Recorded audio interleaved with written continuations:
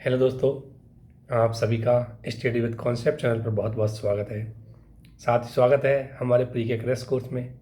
क्योंकि प्री नज़दीक आ गई है और उसके स्पेशल टॉपिकों को ध्यान में रखते हुए हमारे द्वारा ये वीडियो बनाए गए हैं जो आपको डेफिनेटली हेल्प करेंगे। आप इनको अंत तक जरूर देखें। इसमें आपको एक साइंस टैग का वीडियो दिया जा रहा है और साइंस टैग की इस वीडियो में आपको बेसिक साइंस टैग है उसको अच्छे से कवर किया जाएगा। पिछले कुछ वीडियो में हमारी जो वीडियो है उनका जो स्क्रीन है वो थोड़ी अलग तरीके की, इसमें बहुत अच्छे से स्क्रीन है, अच्छे से वीडियो देखेगा, आपको विजिबिलिटी रहेगी। उसके नोट्स हमने शेयर कर दिए, आप उसको अधिक से अधिक देखें, ज़्यादातर देखें, ज़्यादातर लोगों के बीच में इसको शेयर जरूर करें।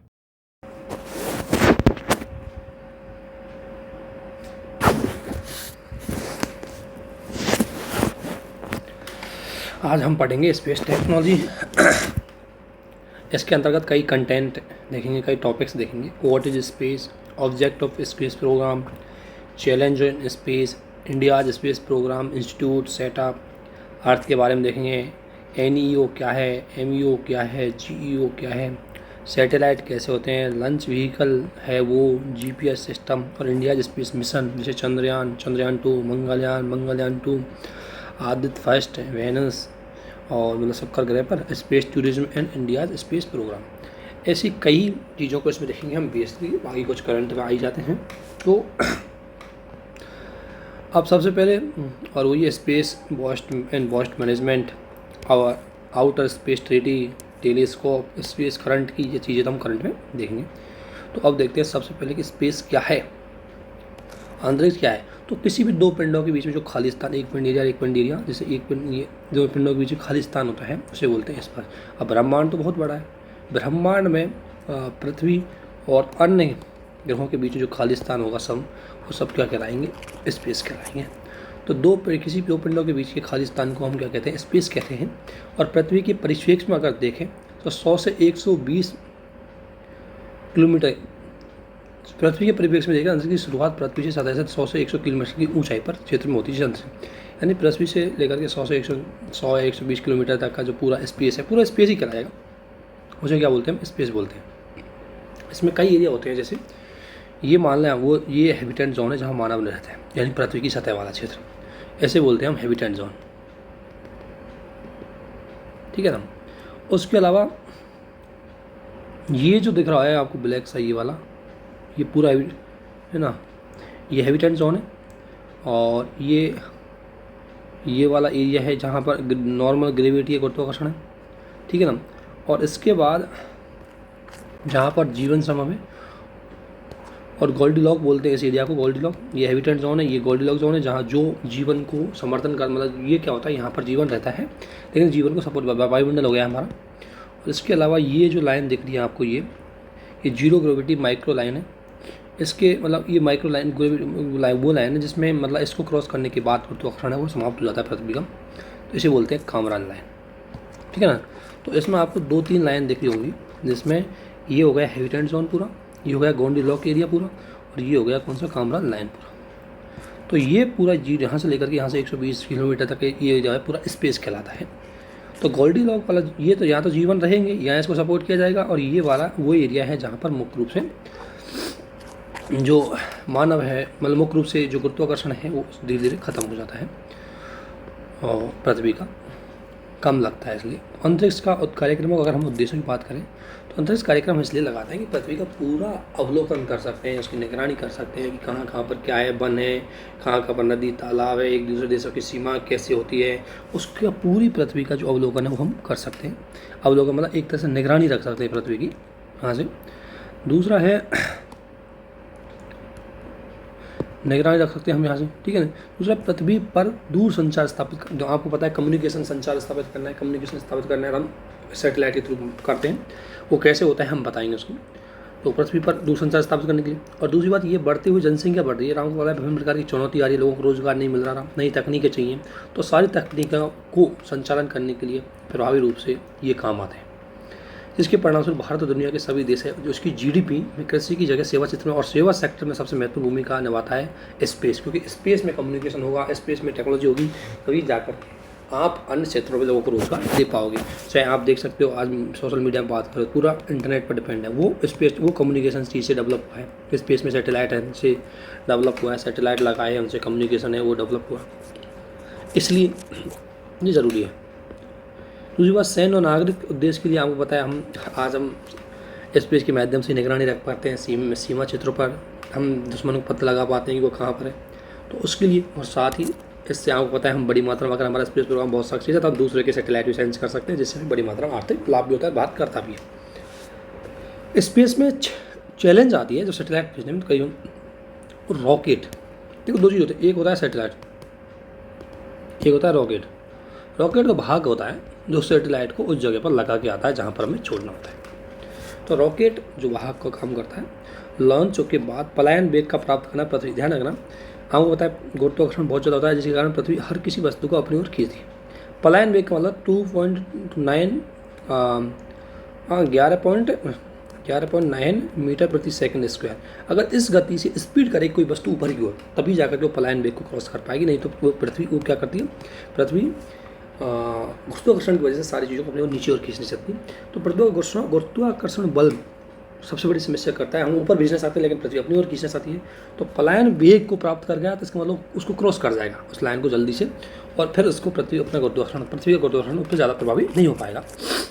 दूसरा, तो पलायन वेग को प्राप्त करना एक बहुत टेढ़ी खीर हो जाती है। दूसरा, पृथ्वी के वायुमंडल से बाहर निकलना, बाहर जाना।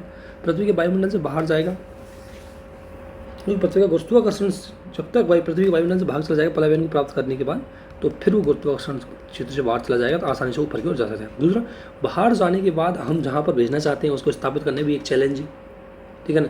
जैसे अभी हमने चंद्रयान को भेजा था, तो चंद्रयान उस जगह पर 1 मिनट पहले या 1-2 मिनट पहले ही, मतलब मुख्य रूप से उस जगह पर, मतलब उसका जो वो है, उसने कम्युनिकेशन सिस्टम टूट गया हमारा उससे, तो वो एक तरह से पूरी तरह सक्सेस नहीं रहा।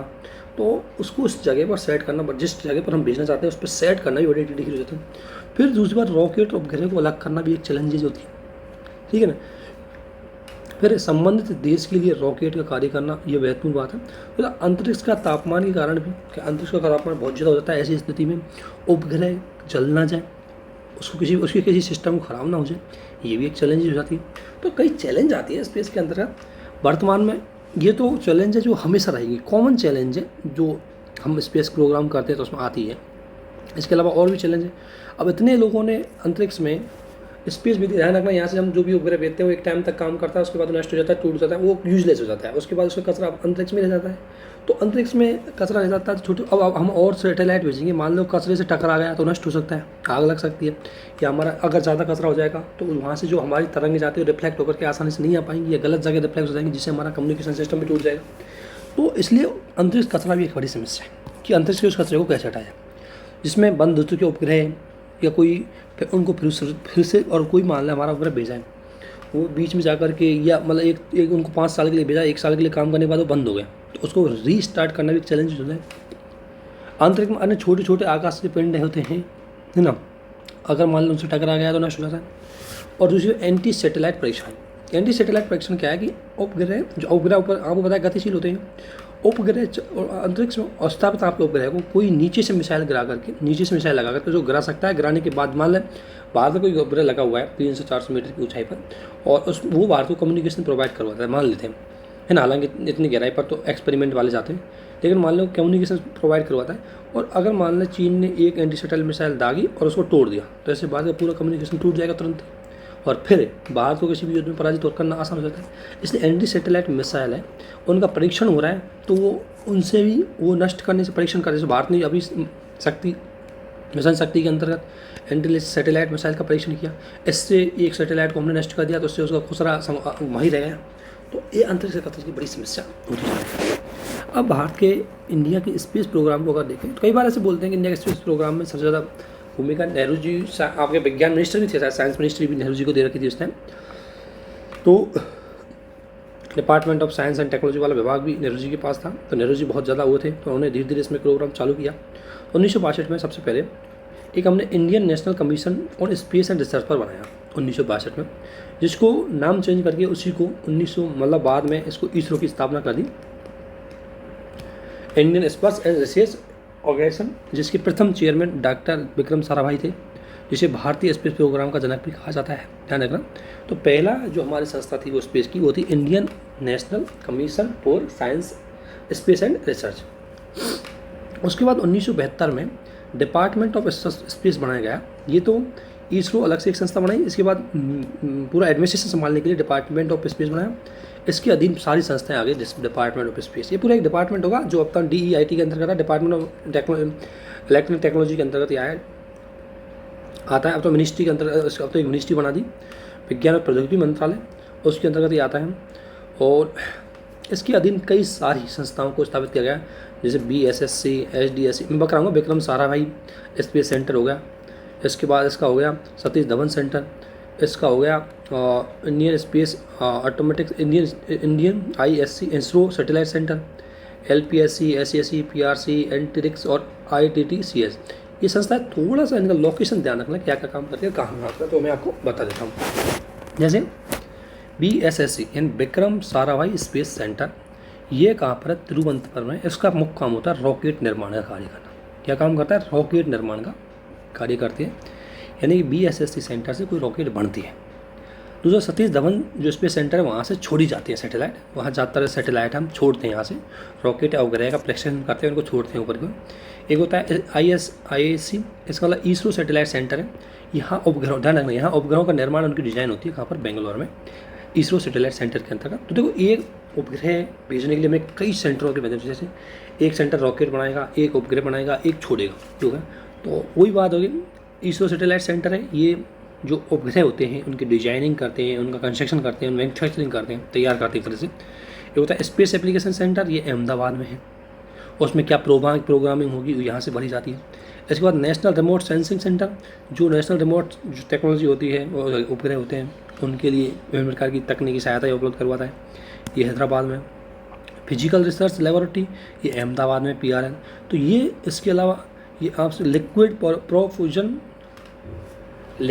प्रोफ्यूजन सिस्टम सेंटर, ये कहाँ पर है, तिरुवनंतपुरम में। तो इन संस्थाओं को एक बार ध्यान रख लेना, मुख्य रूप से 3-4 संस्थाएं ऐसा देखिए, ये बहुत ज़्यादा इंपॉर्टेंट है कि विक्रम साराभाई स्पेस सेंटर कहाँ पर है, सतीश धवन स्पेस सेंटर कहाँ है, क्या काम आता है, इसरो स्पेस सेंटर क्या है, सैटेलाइट सेंटर है, SAC क्या है, ये थोड़ा सा एक बार देख लेना, कभी कभी कोई भरोसा नहीं किया जाए एग्जाम।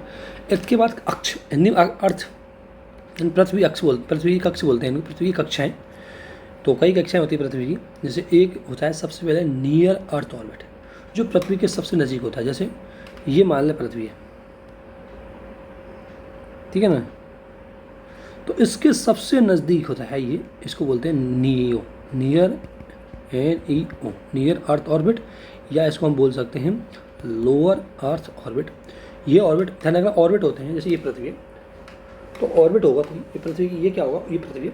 अब इससे 2 से 3 मीटर की ऊंचाई पर एक चक्का लगाएगा, ऐसे चारों वृत्ताकार मार्ग चक्का लगाते हैं। तो यह ऑर्बिट वृत्तीय ऑर्बिट होता है, यह पृथ्वी की सतह से 400 से 900 किलोमीटर की ऊंचाई तक का क्षेत्र इस ऑर्बिट के अंतर्गत आता है। और यहाँ पर जो सैटेलाइट लगाए जाते हैं उसका काम होता है एक्सपेरिमेंटल सैटेलाइट, उनको पहली बार यही प्रस्तापित किया जाता है ना, जिनका सामान्य कार्यकाल 2 साल का होता है। 1970 में रूस ने दुनिया का पहला स्पुतनिक फर्स्ट इसी कक्षा में स्थापित किया था। भारत के सारे एक्सपेरिमेंट उपग्रह, चाहे आर्यभट्ट हो, भास्कर हो, रोहिणी हो, वो सभी इसी कक्षा में स्थापित किए गए थे। तो लोअर अर्थ ऑर्बिट या नियर अर्थ ऑर्बिट है, ये मुख्य रूप से पृथ्वी से 400 से लेकर के 300 से लेकर के 900 किलोमीटर तक की ऊंचाई पर पाई जाती है। तो हम यहाँ कहीं भी सैटेलाइट उतार करते हैं, और अगर कोई सैटेलाइट क्षेत्र में हमें एक्सपेरिमेंट करना है तो एक्सपेरिमेंटल सैटेलाइट है वो इसी एरिया में भेज जाते हैं। इसके अलावा आपने देखा होगा एक होता है polar earth orbit. Polar earth orbit की अगर मैं बात करूं तो ये, जैसे ये पोल है पृथ्वी का, तो इसके ऊपर ये वृत्तीय मार्ग में चक्कर लगाते हैं, पोलर अर्थ ऑर्बिट। तो इस कक्षा के उपग्रह ध्रुवों के ऊपर से गुजरता है, ध्रुवीय क्षेत्र होते हैं उनके ऊपर से गुजरता है यूँ, लेकिन लगाएगा वृत्तीय मार्ग, north to south, south to north, इसलिए इसे ध्रुवीय कक्षा कहा जाता है, पोलर अर्थ ऑर्बिट कहा जाता है। इनकी ऊंचाई 1200 किलोमीटर से लेकर के 2200 किलोमीटर तक की ऊंचाई पर ये लगाए जाते हैं। और ध्यान रखना, पोलर अर्थ ऑर्बिट पर लगाए गए उपग्रह पृथ्वी की मॉनिटरिंग के लिए लगाए जाते हैं, पृथ्वी पर निगरानी करते हैं। ये ध्यान रखना, ये पृथ्वी का जितना भी हमें लोकेशन बताते हैं, जितने भी हमें मुख्य रूप से कि यहाँ झील है, तालाब है, नदी है, समुद्र है, स्थल है, भूमि है, पहाड़ है, पठार है, ये सब बताते हैं। कौन सा, इनसे उपग्रहों को बताने के लिए जो सैटेलाइट हमें किस कक्षा में लगाए जाते हैं वो पोलर अर्थ ऑर्बिट की कक्षा में छोड़े जाते हैं। और ये उपग्रह सुदूर संवेदी उपग्रह होते हैं। अभी इनको देखेंगे क्या होते हैं सुदूर संवेदी उपग्रह, ये आगे देखेंगे। तो सुदूर संवेदी उपग्रह हैं वो मुख्य रूप से पोलर अर्थ ऑर्बिट में लगाए जाते हैं, जिनका मुख्य कार्य है पृथ्वी की मॉनिटरिंग, निगरानी है ना, उसके बारे में पता लगाते हैं। इसके बाद होता है जियो, एक होता है, एक आपने देखा होगा जियो स्टेशनरी ऑर्बिट, जो विषुमत रेखी होती है, विषुमत रेखा, जैसे मान लो ई पृथ्वी है और ये विषुमत रेखा है, तो इसकी कक्षा के ऊपर ये करते हैं, लेकिन इनकी ऊंचाई लगभग 36,000 किलोमीटर की ऊंचाई होती है। और इनकी स्पीड क्या होती है, इस तरह की होती है कि जैसे पृथ्वी अपने अक्ष पर घूर्णन करेगी तो इनकी जो यहाँ ये कक्षा में जो उपग्रह लगाए जाएंगे उनकी गति भी पृथ्वी की कक्षा की गति के समान होगी, तो दोनों एक जैसे देखेंगे। जैसे मान लें ये पृथ्वी का एक पॉइंट यहाँ है और ये मान लें कोई उपग्रह, तो ये ऐसे जाएंगे दोनों साथ साथ में, तो सदा पर दोनों की दिशा में कोई परिवर्तन नहीं होगा, तो एक दूसरे स्थिर दिखाई देते हैं, इसलिए इनको भू-स्थिर ग्रह कहा जाता है। तो इस कक्षा के अंतर्गत जो भी उपग्रह लगाए जाते हैं वो स्थिर रखे जाएंगे, यानी कि उपग्रह पृथ्वी की घूर्णन दिशा में समान वेग गति करता है, इसलिए स्थिर सा प्रतीत होता है, और इस कारण इस कक्षा को भू-स्थिर कक्षा भी कहा जाता है। उपग्रह को भू-स्थिर उपग्रह कहा जाता है। इस कक्षा का जीवन काल है, उपग्रह का जीवन काल बहुत ज़्यादा होता है, और यहाँ पर वे उपग्रह लगाए जाते हैं जो कम्युनिकेशन डेवलपमेंट करने के लिए, जितने भी जैसे अपन रेडियो टीवी के जितने भी इनका कम्युनिकेशन स्थापित होता है वो सारे सैटेलाइट है वो जीईओ में स्थापित किए जाते हैं कम्युनिकेशन के लिए। इंटरनेट सुविधा वाले जितने भी हैं जो संचार उपग्रह वो सारे इसी में स्थापित किए जाते हैं। एक होता है जियो स्टेशनरी उपग्रह, ये पृथ्वी है, इसकी जो 45 डिग्री 0 से 45 डिग्री कोणों के बीच में ये भेज जाती है, जो कक्षाएं होती है, चक्रीय स्थिति होती है विषुमत रेखा से 0 से 45 डिग्री कोण तक, तो ये भू समस्त ग्रह लगाते हैं। और नौवहन में, नेविगेशन कम्युनिकेशन में और संचार उपग्रह यहाँ पर भेजे जाते हैं, कौन से में, इस कक्षा के अंतर्गत। तो 4 कक्षाएं इनका ध्यान रखना, एक है LEO और एक है NEO, दूसरा है PSO, तीसरा है GEO और चौथा है GSO। तो नियर अर्थ ऑर्बिट है, उसमें 3 से 600-800 किलोमीटर के भेजा जाते हैं, और ये मुख्य रूप से एक्सपेरिमेंटल सेट होते हैं। पोलर PEO पे पोलर अर्थ ऑर्बिट के अंतर्गत भेजे जाते हैं, ये मुख्य रूप से 1200 से 2200 किलोमीटर तक होते हैं, ये मुख्य रूप से पृथ्वी की मॉनिटरिंग करने के लिए, तो इस तरीके से। और GEO पर होता है पृथ्वी की कम्युनिकेशन सिस्टम को डेवलप करने के लिए। लेकिन ध्यान रखना, जितने भी उपग्रह हम भेजते हैं जिस कक्षा के अंतर्गत, वो अपनी मुख्य कक्षा से जाने से पहले, एक मुख्य अक्ष पर जाने से पहले, मुख्य अक्ष या कक्षा पर जाने से पहले वो एक ऑर्बिट पर जाता है, एक जिसे बोलते हैं ट्रांसफर ऑर्बिट, यानी कि उपग्रह पृथ्वी को किसी, जैसे मान लें कोई हमने LEO पे भेजना है, तो LEO पे जाने से पहले या नियर अर्थ ऑर्बिट नियो पे बनाने से पहले उसका एक अक्ष होता है जहाँ से वो अपने मूल कक्षा में स्टार्टअप एंड इंजन द्वारा, पहले क्या होता है जैसे, तो वो क्या होता है ट्रांसफर कक्षा क्या होती है, जैसे यहाँ से ज़्यादा हमें LEO में भेजना है, लेकिन उससे पहले उसके नज़दीक ही एक नियर ट्रांसफर ऑर्बिट नाम की एक कक्षा होगी, वो उसमें जाएगा, ये इसमें एक स्टार्टअप इंजन के माध्यम से उसको मुख्य कक्षा में सेट कर दिया जाएगा, तो उसे बोलते हैं ट्रांसफर ऑर्बिट। यानी कि हर कक्ष का एक ट्रांसफर ऑर्बिट ही होगा। जैसे नियर अर्थ ट्रांसफर ऑर्बिट है वो 80 से 100 किलोमीटर की है, पोलर अर्थ ट्रांसफर ऑर्बिट है वो 100 से 300 किलोमीटर की है, और जियो जो आप स्टेशनरी ट्रांसफर ऑर्बिट है 200 से 1000 की, और जियो अर्थ ट्रांसफर ऑर्बिट है वो 1000 से 2000। यानी कि ये हो गया किसके लिए, LEO के लिए, ये हो गया किसके लिए, PEO के लिए, ये हो गया किसके लिए, GSO के लिए, और ये हो गया किसके लिए, GEO के लिए। तो कोई मुख्य कक्षा में जाने से पहले इन कक्षा पर भेजा जाता है और इनको बोलते हैं ट्रांसफर। ये अगली मुख्य कक्षा पर उसको ट्रांसफ़र करते हैं। तो हर कक्षा से पहले ये होता है स्ट्रैप ऑन इंजन के माध्यम से इसको मुख्य कक्षा में भेजा जाता है ट्रांसफर ऑर्बिट के माध्यम से।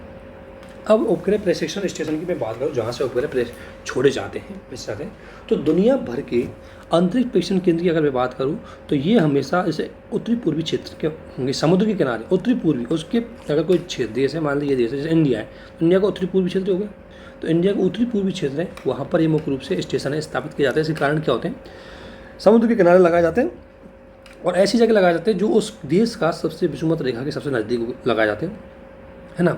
इसका कारण क्या होता है बताऊंगा। जैसे भारत में थुम्बा को लगाया गया है, थुम्बा के निकट अंतरिक्ष केंद्र लगाया गया है जिसका नाम है Thumba equatorial rocket launching system. इसके दो कारण हैं, एक तो विषुमत रेखा के नज़दीक रहेगा तो वो आसानी से जो पलायन एरिया है उसको आसानी से, जो 21 किलोमीटर तक की वो मतलब एक तो पलायन एरिया है उसको आसानी से क्रॉस कर जाएगा, क्योंकि उसको ध्रुवीय क्षेत्रों से और विषुमत रेखा के क्षेत्रों में अंतर है। ध्रुवीय क्षेत्रों पर इसको ज़्यादा दूरी तय करनी पड़ेगी, जबकि विषुमत रेखा के क्षेत्रों में इसको कम दूरी तय करनी पड़ेगी। इसके 21 किलोमीटर की कम उड़ान बनना पड़ेगा एक तो, जिससे उसका ईंधन भी बचे थे। और ईंधन बचे जब उस आपको पता है हम जो सैटेलाइट रॉकेट भेजते हैं उस रॉकेट में दो चीज़ होती है, एक तो उपग्रह लगाते हैं और एक उसमें ईंधन लगाते हैं जो ले जाता है। अब हम अगर उसमें ईंधन की ज़रूरत पड़ेगी तो हमें उपग्रह को छोटा करना पड़ेगा, तो फिर उसमें इंस्ट्रूमेंट कम लगाने पड़ेंगे, फिर टेक्नोलॉजी कम लगानी पड़ेगी, नुकसानदायक होती है। हमारी कोशिश रहती है कि कम से कम ईंधन से हम ज़्यादा चीज़ ले जाएँ। तो इसलिए अगर ईंधन को कम कर देंगे तो सके हम पेलोड क्षमता जो उपग्रह की होती है उसको बड़ा कर सकते हैं, उसमें मशीनें इंस्ट्रूमेंट है वो ज़्यादा लगा सकते हैं, जिसको आसानी से ले सकते हैं। तो ये इस नज़दीक 11-21 किलोमीटर की डिस्टेंस है विषुमध्य के क्षेत्रों पर इनको कम तय करने बजाय पड़ रहा है ध्रुवीय क्षेत्रों को, अगर इनको पलायन वेग को क्रॉस करना है तो पलायन वेग की जो क्षमता है उसको आसानी से पलायन वेग उसको आसानी से पा सकते हैं और आसानी से एक पृथ्वी के गुरुत्वाकर्षण क्षेत्र से बाहर निकल सकते हैं। कहाँ पर? विषुमध्य के क्षेत्र में, इसलिए इसे विषुमध्य के क्षेत्रों में लगाया जाता है। दूसरा, अंतरिक्ष प्रेक्षेपण केंद्रों को समुद्र के किनारे इसलिए स्थापित किया जाता है, दो कारण है। एक तो प्रेक्षेपण यहाँ पर वायु है बहुत स्थिर रहती है, तो फिर इनको ज़्यादा डाइवर्ट नहीं करती, और दूसरा अगर मान लें गिर भी गया तो समुद्र में गिरेगा, स्थल भाग पर नहीं गिरेगा, जिससे नुकसान होने की क्षमता कम रहती है।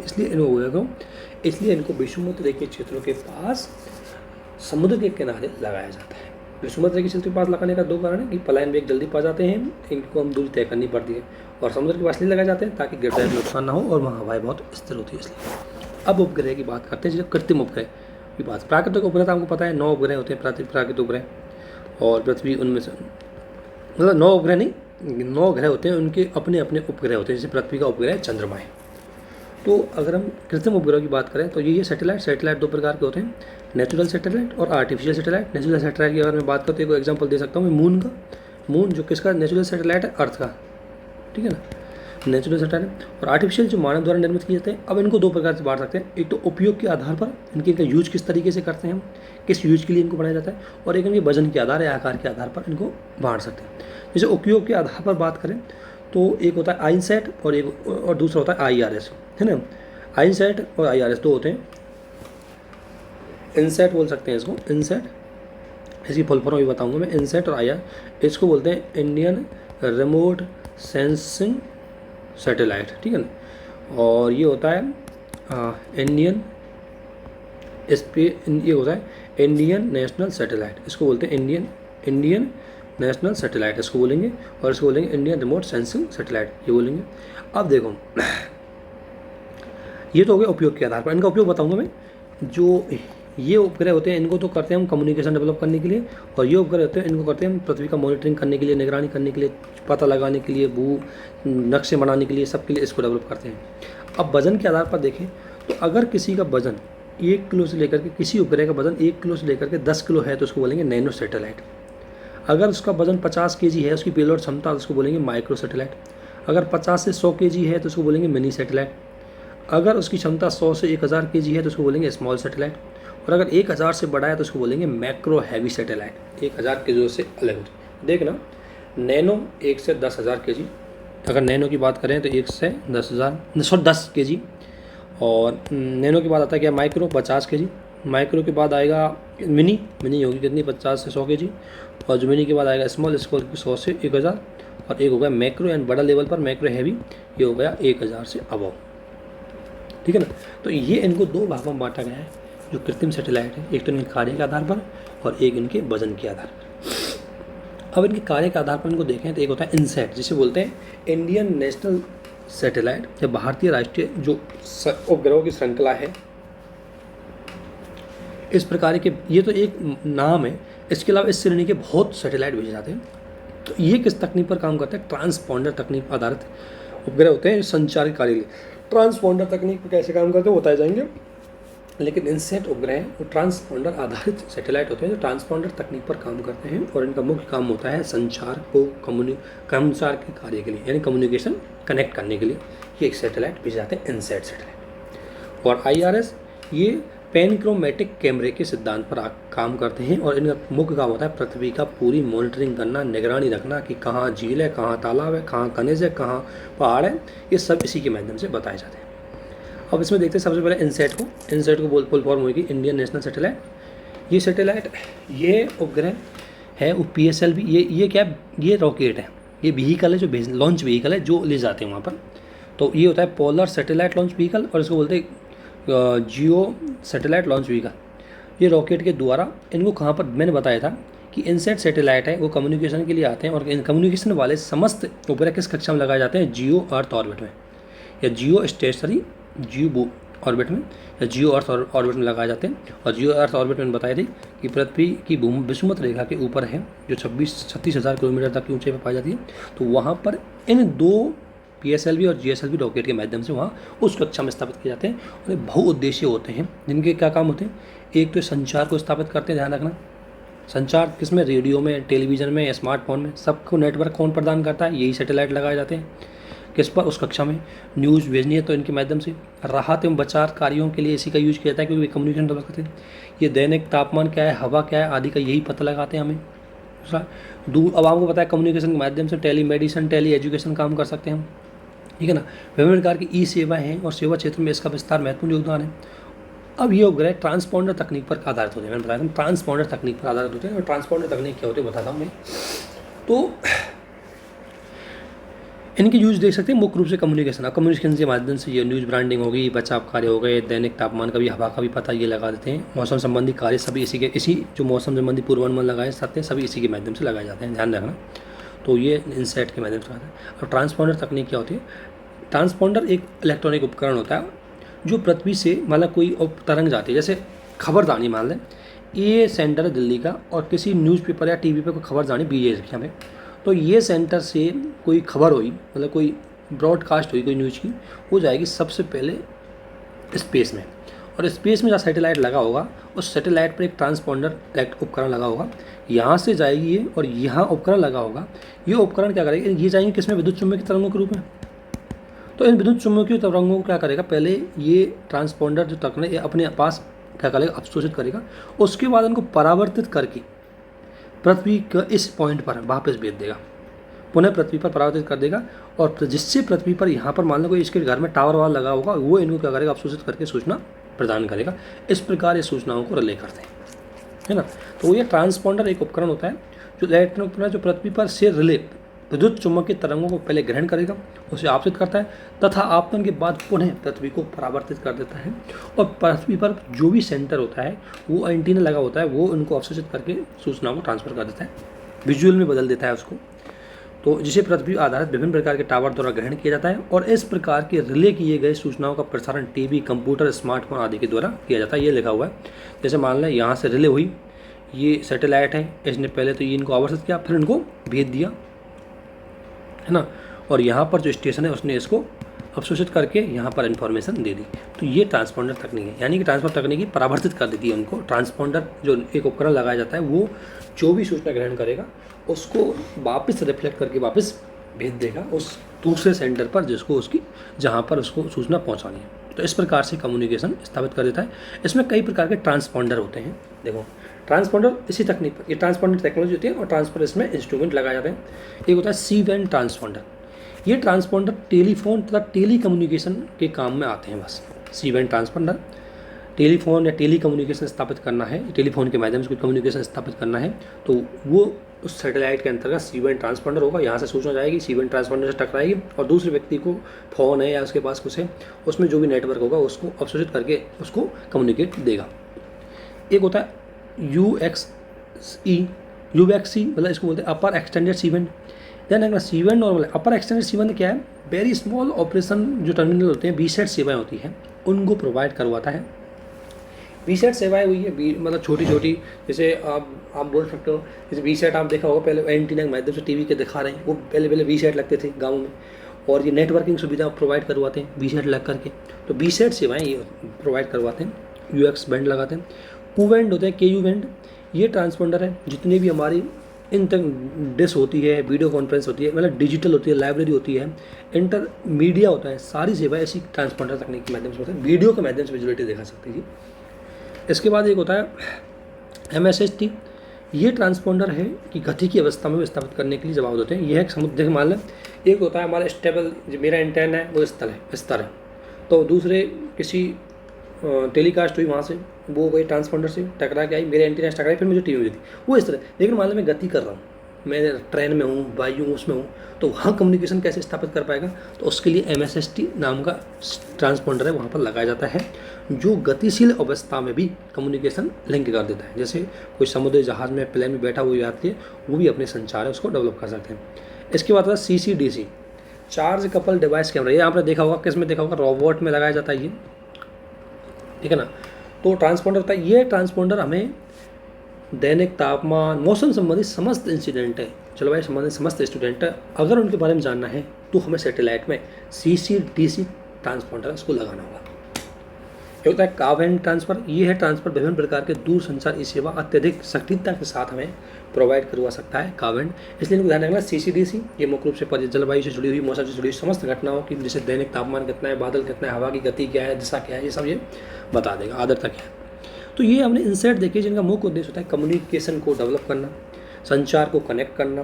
अब संचार कनेक्ट करने के लिए अगर आपको गतिशील अवस्था में चाहिए तो उसके लिए MSST होगा, अगर आपको वीडियो के रूप में चाहिए तो उसके लिए Q बैंड होगा, अगर आपको फ़ोन के रूप में चाहिए तो उसके लिए C बैंड होगा। इस तरीके के ट्रांसपोंडर हैं, उपकरण वहाँ पर लगाए जाते हैं। इसके बाद होता है IRS, इसको बोलते हैं Indian remote sensing satellite, sensitive satellite या सेंसिंग सैटेलाइट सिस्टम बोलते हैं। ये सुदूर संवेदी तकनीक पर आधारित होते हैं। ये भारत के सभी उपकरणों के डिजाइन का निर्माण है मैंने बताया था ISAC के द्वारा किया जाता है, जो बेंगलोर में स्थापित है। तो ये सुदूर संवेदन तकनीक क्या होती है, पहले तो जैसे मान लें इसमें क्या होता है, किसी वस्तु के भौतिक संपर्क, मतलब इसमें क्या होता है कि जब उसमें तो कोई तरंग गई, उससे टकराई ट्रांसपोंडर से, फिर आई, तो उसमें भौतिक वस्तु से उसको, मतलब भौतिक वस्तु के तरंग के माध्यम से टकराव हुआ। इसमें भी कोई वस्तु भौतिक वस्तु से टकराए बिना उसके बारे में इन्फॉर्मेशन हमें बता देगी। कैसे देगी कि ये वह तकनीक है जिसमें किसी वस्तु के भौतिक संपर्क में आए बगैर उससे संबंधित सभी प्रकार की जानकारी इसके माध्यम से, इस तकनीक के माध्यम से प्राप्त की जाती है। कैसे? एक पैनक्रोमेटिक कैमरा इसमें काम करता है। ये क्या करता है, जो प्रकाश की सभी तरंगों को पढ़ने में सक्षम होता है। अब देखो, प्रकाश के परावर्तन, अपवर्तन, विवर्तन, विक्षेपण जैसी समस्त घटनाओं के अवलोकन ये पैनक्रोमेटिक कैमरा कर सकता है। अब मान लें पृथ्वी या किसी क्षेत्र में मान लें पैनक्रोमेटिक गया, वहाँ उसको कुछ चीज़ देखी, तो पैनक्रोमेटिक कैमरा या तो उसको परावर्तित कर देगा, टकराएगा, या उसको अपवर्तित कर देगा, और इसके माध्यम से सूचना है इसके जो इस पैनक्रोमेटिक कैमरा को वहाँ विजुअलिटी दिख रही है वहाँ पर उसको ट्रांसफ़र कर देगा। तो यह घटनाओं के अवलोकन भी कर सकता है, और यही कारण है कि पृथ्वी की समस्त, यानी ये कैमरा है वो घटनाओं का अवलोकन करता है, मॉनिटरिंग करता है, निगरानी करता है कहाँ क्या चीज़ है। तो इसी आधार पर पृथ्वी का भूगर्भ स्थिति कैसी है ना, नागरिक, सामरिक, पर्यावरण संबंधी सभी चीज़ों का अवलोकन है वो इसी से किया जाता है। बाढ़ कहाँ आ रही है, सूखा कहाँ है, कृषि कहाँ है, वन क्या है, कच्छ क्या है, मैंग्रोव कहाँ है, क्योंकि निगरानी करेगा ना पृथ्वी के ऊपर से कैमरा जाकर के पूरा फोटो लेकर के आएगा, तो आप पता ही सकते हैं। तो पैनक्रोमेटिक तकनीक के माध्यम से करेगा। रेलवे परिवहन संचार करना है, रेलवे परिवहन लाइन में छानी है तो उसके लिए एरिया बनाना है, नक्शा बनाना है, वो सब इसी के माध्यम से बनाए जाते हैं। नक्शा बनाने के लिए अगर जल पाइप लाइन लगानी है तो उसके लिए कुछ भी चाहिए तो ये देखेगा किस एरिया में जाएगी, ये बताएगा आपको कि वहाँ कोई वादा है या नहीं है। तो इसलिए ध्यान रखना। और दूसरी बात, वायुमंडल हलचल, ओलावृष्टि संबंध जानकारी प्रदान करने में सक्षम होता है। इस प्रकार IR उपग्रह संपदाओं का अवलोकन कर सकता है, राज्यों की सीमाओं को मानचित्र करता है, इसलिए नीति निर्माताओं के लिए बहुत ही महत्वपूर्ण हो जाता है। तो इसलिए GDP में IRS उपकरण भी बहुत महत्वपूर्ण है। और भारत ने नेशनल रिमोट सेंसिंग एजेंसी का भी गठन किया, जो इसकी नोडल एजेंसी है, इन उपग्रहों का डेटा सभी प्राप्त करती है, उनको रखती है। तो शुरुआत में हमने IRS की इतनी श्रेणी अब तक बात की भेज चुकी है। IRS एक श्रेणी है, सीरीज़ है, और इस सीरीज़ के कई सैटेलाइट है अभी तक हम भेज चुके हैं। तो IRS है मॉनिटरिंग करने के लिए लगाए जाते हैं और पैनक्रोमेटिक टेक्नोलॉजी पर ये काम करते हैं। कैमरा लगता है जो देखता, मतलब पता लगाता है कि इस जगह पर पहाड़ है, इस जगह पर पर्वत है, यहाँ नदी है, यहाँ झूले, यहाँ समतले मैदान है, ये सब चीज़ें बताते हैं। अब इनको पहले तो इस आधार पर नाम दिया जाता था IRS 1 2 3 4 D, अब बाद में इनको नाम बदल दिया, अब बोला गया कार्टो स्टेट, रिसोर्स स्टेट और ocean state. Sorry, Cartosat, resource set और ओशन सेट। कार्टोसेट वो सैटेलाइट है जो जिनका निर्माण मानचित्र के लिए किया जाता है, और मानचित्र आप किससे करोगे, IRS होंगे तो IRS श्रेणी के, क्योंकि वो निगरानी तो ही करेंगे। IRS वो बताएंगे भाई क्या पहाड़ है, पर्वत है, इतना क्षेत्र फैला हुआ है, मैदान क्षेत्र यहाँ ये है, ये। तो ये कार्टोसेट है, ये किसके माध्यम से किया जाता है, मानचित्र के माध्यम से, मानचित्र डेवलप करने के लिए। रिसोर्स सेट है कि किस एरिया में खनिज संपदा पाई जाती है, उनकी मॉनिटरिंग करने के लिए पैनक्रोमेटिक कैमरा तकनीक वाली काम करेंगे, ये बता देंगे कहाँ भूमि अंदर क्या है, तो संपदा निगरानी करने के लिए। और समुद्री संसाधनों का प्रबंधन करने के लिए ओशन सेट होता है। तो इस प्रकार ये IRS है, इंडियन रिमोट सेंसिटिव सैटेलाइट होते हैं, ये भी बहुत महत्वपूर्ण है समस्त संसाधनों का पता लगाने के लिए, और पृथ्वी की पूरी मॉनिटरिंग करने के लिए, मानचित्रों करने के लिए, सब कुछ निगरानी करने के लिए पूरी तरह से किसका होता है, ये तकनीक काम आती है, IRS तकनीक, जो पैनक्रोमेटिक सिस्टम पर काम करती है। ये हो गया। इसके बाद ये तो हमने उपग्रह की बात करी, अब करते हैं लॉन्च व्हीकल। लॉन्च व्हीकल जो उपग्रह को, एक यान होता है जो उपग्रह को पृथ्वी से ले जा करके और पृथ्वी की कक्षा में जाकर के स्थापित करता है, जिस उद्देश्य के लिए उसको जिस कक्षा में भेजा जाएगा वो उस उद्देश्य की पूर्ति करेगा। जैसे अगर हम नियर अर्थ ऑर्बिट भेजा तो एक्सपेरिमेंटल के लिए भेजा है हमने उसको, अगर हमने पोलर में भेजा है तो मॉनिटरिंग के लिए भेजा है। और IRS तकनीक के सारे उपग्रह खा जाएंगे, IRS उपग्रह सारे खा जाएंगे, वो मुख्य रूप से पोलर अर्थ ऑर्बिट है उस पर जाएंगे, क्योंकि पोलर है वो मॉनिटरिंग वहाँ पर मुख्य रूप से निगरानी संबंधी चीज़ें उसके माध्यम से की जाए।